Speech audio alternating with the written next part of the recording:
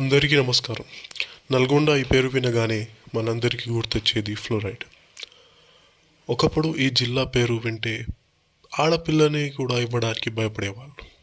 అసలు ఈ ఫ్లోరైడ్ సమస్య ఎలా మొదలైంది, ఎందుకు 1,00,000 మంది జీవితాలు నాశనం అయ్యాయి, ఈరోజు పూర్తిగా ఈ వీడియోలో తెలుసుకుందాం. దీనికి ముఖ్యమైన కారణం జియోలాజీ, అంటే భూగర్భ శాస్త్రం. నల్గొండ నేల కింద ఉన్న గ్రానైట్ రాక్స్లో ఫ్లోరైడ్ ఎక్కువగా ఉంటుంది. ఇది మనిషి చేసిన తప్పు కాదు, ప్రకృతిలోనే ఉన్న ఒక టాక్సిన్, కాలుష్యం.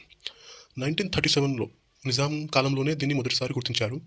బాపట్లపల్లి అనే గ్రామంలో దీని ప్రభావం మొదట కనిపించింది. మరి అప్పట్లో లేని సమస్య 1976లో ఎందుకు ఎక్కువైంది?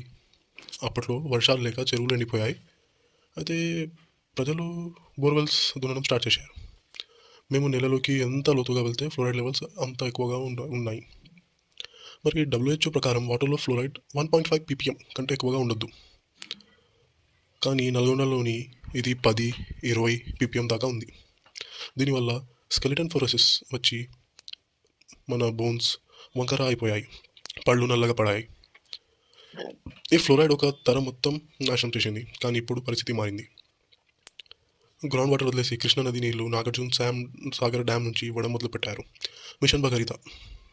తెలంగాణ గవర్నమెంట్ వచ్చాక మిషన్ భగీరథ ద్వారా ప్రతి ఇంటికి మంచినీరు అందుబాటులో చేశారు. 2020లో నల్గొండని ఫ్లోరైడ్ ఫ్రీగా డిక్లేర్ చేశారు. అయితే